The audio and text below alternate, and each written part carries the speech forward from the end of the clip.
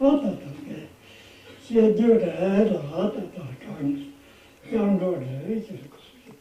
the theoretical presentation of the Dharma, refuge and bodhicitta are presented as being separate and distinct. However, a bodhisattva, already when taking refuge, does so with an awareness of the ignorance of all beings and with a desire to bring to an end the suffering caused by this ignorance. We ask ourselves, what is the best protection one can offer to others? This is the refuge in the three jewels, Buddha, Dharma, and Sangha. And so we have the wish that it will actually be ourselves who will provide this protection for other beings. This is why we have the desire to attain enlightenment as quickly as possible in order to be able to protect them from their suffering and to liberate them. We call this the commitment to the result. The commitment to the application, then, is, I am going to practice the Dharma. I am going to commit my body, speech, and mind, and all my energy to the fulfillment of this wish. I will do this by taking refuge completely and definitely, for now and forever, in the three jewels, who are the unsurpassable and infallible protection. This is the commitment to practice. We are carrying out the wish to free all beings from suffering and establish them in the state of enlightenment. For this, there has to be a complete surrender of ourselves. We dedicate all our energy, our whole life, to the fulfillment of this aim. And in order to do this, we place ourselves and all beings in the hands of the three jewels. I'm not sure if this is correctly expressed from an academic point of view, but this is what I feel.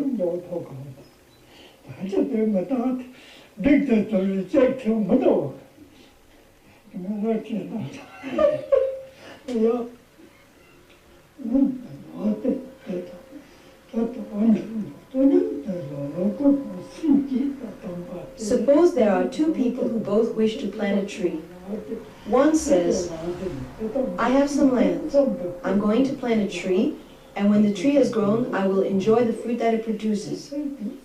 He considers himself to be the owner of this tree, and so its fruit will also belong to him. The other man plants the same type of tree, but with the intention, when this tree has grown and is bearing fruit, I would like everyone who passes by to take and enjoy its fruit. I have absolutely no feeling that this tree belongs only to me. The results will be different because the initial motivations are different.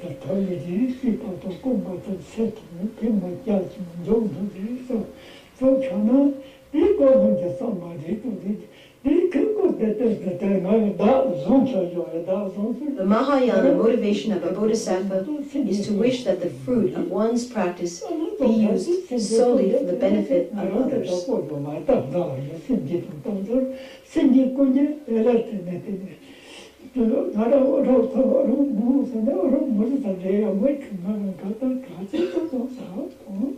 Our whole spiritual progress depends upon the extent to which we open our minds. In other words, if we really give birth to this bodhisattva motivation, our spiritual practice will become something extremely vast, with immense results. When this motivation to practice the Buddha's teachings for the good of all beings is sincere and heartfelt, it is the source of an immense joy. It completely fills us with this joy, aspiration, and enthusiasm. When we dedicate ourselves to the practice in this way, then this commitment will not be mere words, but a profound truth, born out of this joy.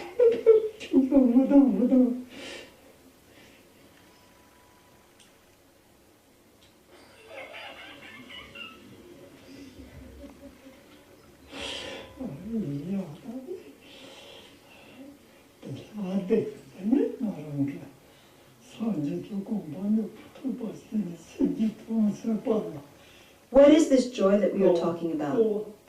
It is what makes us aware that in actual fact, our life is not hopeless and filled with despair.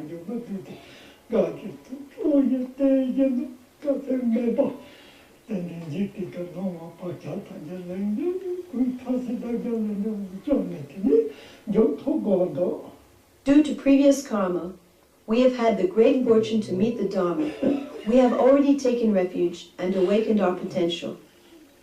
Therefore, now our life has a meaning, and we can say to ourselves, because I am aware of the meaning of my life, I will make every effort and put all my energy into achieving true happiness for all beings.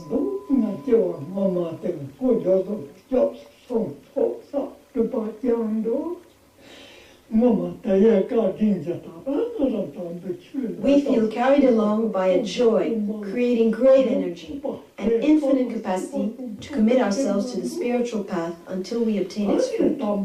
We renew this commitment constantly without getting sidetracked by doubts such as, am I really capable of doing this practice? Am I going to see it through to the end? Not giving in anymore to this constant self-interrogation. Instead, the practice takes place naturally. It becomes a spontaneous fulfillment of the joy which is already within us.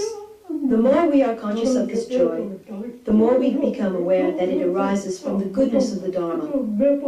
The more this awareness develops, the more joy increases, becoming limitless. We become more and more taken over by it, more and more luminous, more and more radiant with happiness. This inner luminosity eliminates all our veils, neurotic behavior, and previous negativities.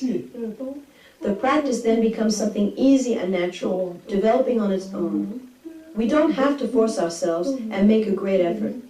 The practice develops without effort, carried by this joy, which is like a great fire that increases in strength, and which we can no longer contain. It burns by itself and consumes everything. There is no longer any room for sadness, laziness, doubt, or self-interrogation. On the contrary, there is confidence and a growing faith. This clarity and increasing luminosity within has the power to destroy all negative habits, inner tendencies, and doubts. The commitment to the practice then becomes self-evident and natural.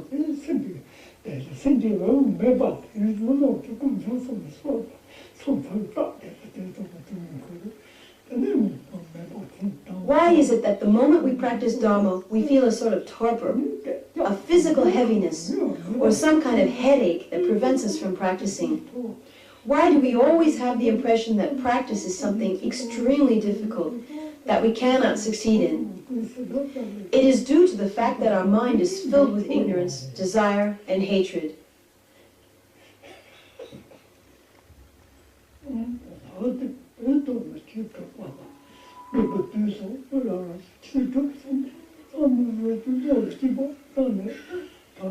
These emotions make us constantly turn in circles. We are prisoners of these emotions, always tense and engaged in endless self-inquiry about our ability to practice. We feel that we are unable to give birth to true devotion, and this is because we keep telling ourselves, I must be good, I want to succeed, I have to make it. We are so preoccupied with ourselves that we can't even manage to pronounce one single mantra. This is because we are always obsessed by our self-image and the desire to obtain some result for ourselves or to become a better person. It is the attachment to ourselves that creates all this difficulty.